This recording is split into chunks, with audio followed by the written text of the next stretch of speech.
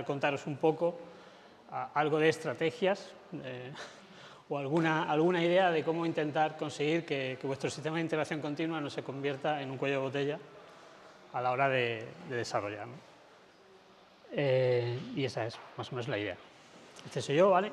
Me llamo José María Gutiérrez, llevo 18 años en Accenture, empecé como backend, luego ya he pasado por muchas cosas y últimamente pues estoy en el área de Technology Architect y en el área de DevOps y participando en esas cosas. Bueno, he tenido la fortuna de participar ya anteriormente 3 veces, así que esta es la cuarta, gracias a la organización por contar conmigo otra vez. Y bueno, en ocasiones anteriores tuve compañeros acompañándome, que siempre es un gustazo. Vale, voy a intentar contaros un poco la idea, ¿no? O sea, al final,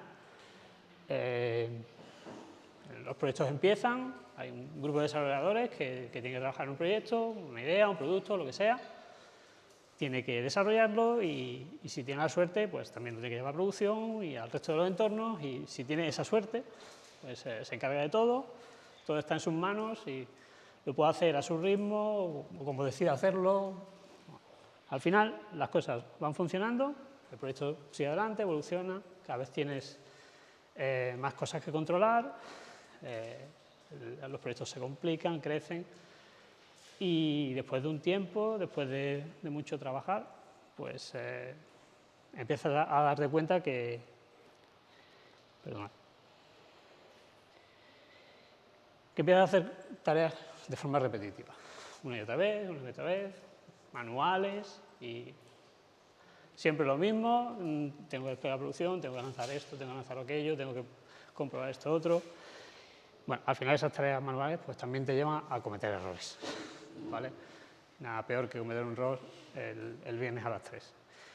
Entonces, tienes esa problemática, es una problemática común en todos los proyectos, y bueno, ahí muchas veces se llega ahí después de tiempo desarrollando, no se está en ese punto desde el principio, y te plantea, bueno, pues necesito un proceso automatizado de integración continua, algo que me permita evitar tener que hacer manualmente todas esas tareas repetitivas, algo que pueda automatizar, algo que me permita hacer que el proceso completo de prueba, de despliegue de mi aplicación, pues esté todo automatizado y me evite o me permita concentrarme en evitar errores y no en tener que estar lanzando todos los procesos que conlleva tu día a día, ¿no?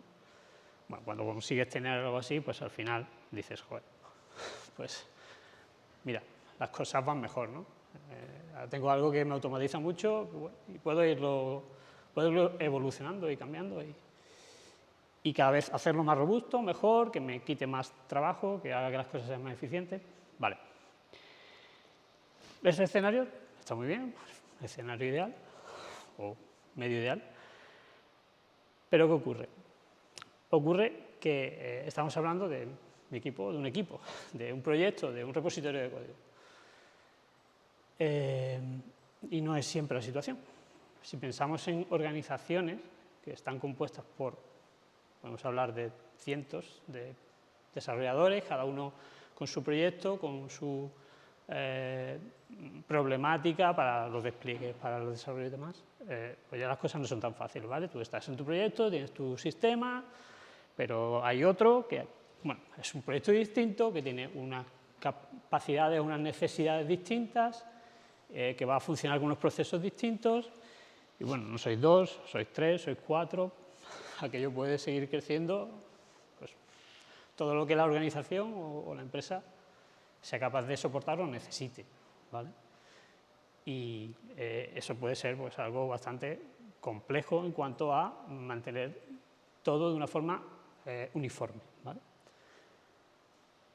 A esa complejidad se añade que, claro, estás dentro de una organización que decide que hay una serie de cosas que son estándares y que todo el mundo tiene que hacer de una manera lo más estándar posible, ¿vale? temas como auditoría, como calidad de código, como monitorización, y que idealmente tienen que estar dentro de tu integración continua, ¿vale? No se trata de tener personas específicamente dedicadas a hacer eso, ¿vale? Sino que tiene que formar parte de tu proceso de integración continua. Y tiene que ser lo más homogéneo posible a toda la organización, pues porque se quieren tener las mismas métricas para todo aquello que se hace, ¿vale? Al menos las mismas métricas relevantes. Podrás tener métricas diferenciadas para un caso o para otro, pero necesitas tener un conocimiento similar de todos los desarrollos que tienes, ¿no? Bueno, pues, ¿eso qué lleva? Bueno, pues que estos dos proyectos de abajo, que son iguales, que tienen el mismo stack y funcionan más o menos igual, pues tienen su proceso de integración continua, pero este tiene otro distinto, que no tiene nada que ver con el anterior y que, bueno, tienes que adaptarlo y ver cómo encaja con tus procesos estandarizados para todos, ¿no? Y aquel que está allá arriba, pues lo mismo, ¿no? Tiene otro sistema de integración continua distinto. Y al final, pues, tienes un mare magnum de cosas que si resulta que eres la persona que se tiene que encargar de que todo eso esté más o menos coordinado, pues acabas un poco así, ¿vale? Bueno, eso es difícil, generalmente es difícil llegar a un consenso sobre todo, y aunque no des tantas vueltas, algunas acabas dando, ¿vale? Total, con este planteamiento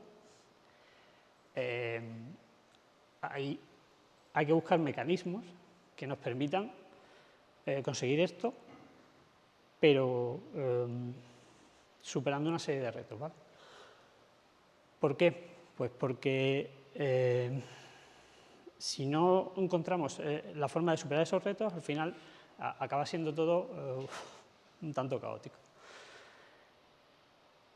Por un lado, ya hemos visto, ¿no? Cada repositorio, cada entorno, cada proyecto, pues tiene su pipeline, su entorno de integración continua o su proceso automatizado diferente, y cada uno tiene el suyo, lo puede llevar, pero al final eso acaba en conflicto con lo que quiere la organización, que sea que hay una serie de procesos que sean estándar, acaba generando problemas.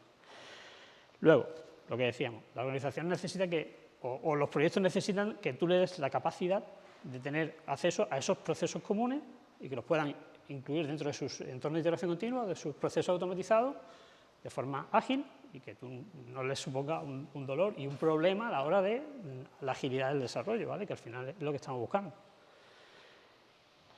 Luego hay proyectos que ya pueden ser similares o distintos, pero cada uno de ellos va a tener una casuística propia, ¿vale?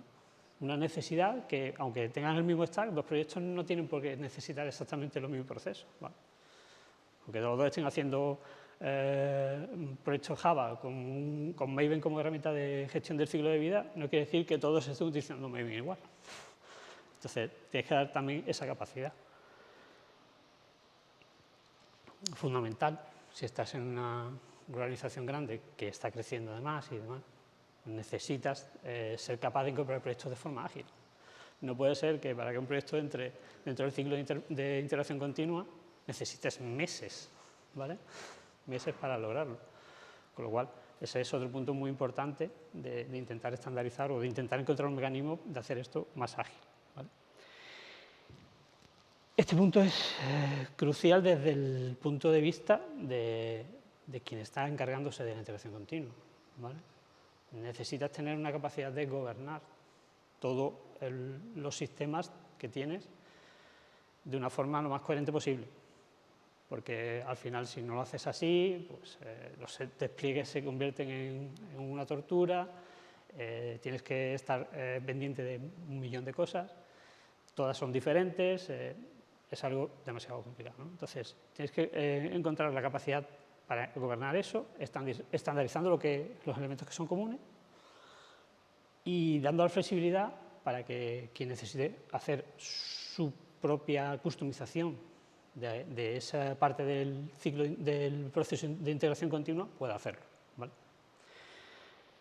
En definitiva, el objetivo es tener la capacidad de evolucionar y mejorar los procesos de integración continua, pero sin que eso suponga un deterioro de la capacidad de los proyectos para desarrollar, para poner en producción. Tú tienes que ser capaz de evolucionar tu entorno de integración continua, tus procesos de integración continua y que eso sea lo más transparente posible para los proyectos, ¿vale? Porque si, el ejemplo que veíamos antes, si cada proyecto tiene su definición, o pongamos por ejemplo, están utilizando una herramienta para análisis de código y se decide que se va a cambiar, tienes que hacer a 10, 20, 100 proyectos cambiar cómo están haciendo análisis de código, ¿no? Entonces, el objetivo es que eso sea transparente para ellos, ¿vale? O lo más transparente posible.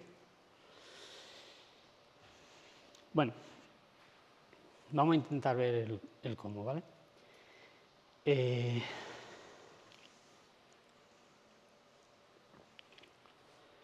Yo aquí voy a poner un ejemplo que es con el que convivo, ¿vale? Pero solo lo pongo precisamente como eso, como un ejemplo. O sea, lo que pretendo es que veáis la idea, ¿no? O sea, que no siempre se trata de pensar las cosas están diseñadas así, vamos a intentar seguir este proceso, sino que se trata de intentar cambiar el enfoque a veces para hacer las cosas de una forma distinta a como se podía pensar que se deberían hacer y que con ese nuevo enfoque obtengas un beneficio, ¿vale?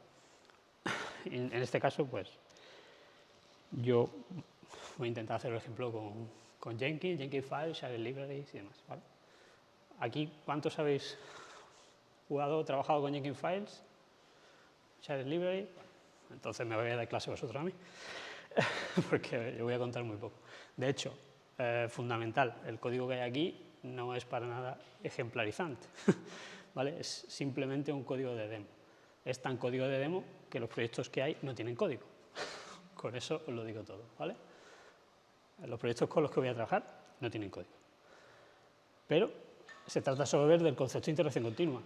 Para mí, que el proyecto sea un proyecto Java con Maven, con Gradle, un proyecto NPM con Yarn, es indiferente. Al final es una parte del proceso.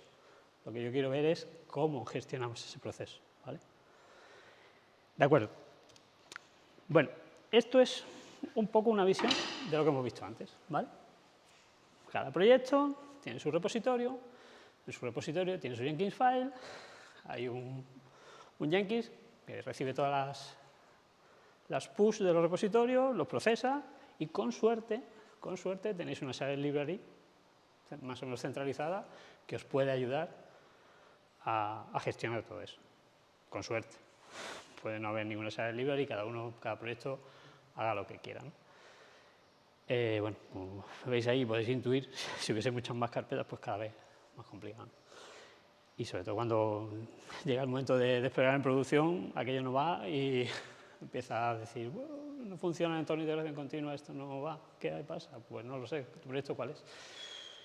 Y a ver, bueno, eso además de que podéis encontrar restricciones de tipo, nosotros solo empaquetamos una vez y ese paquete que hemos empaquetado en la rama de release del repositorio tiene que llegar intacto a producción, ¿vale?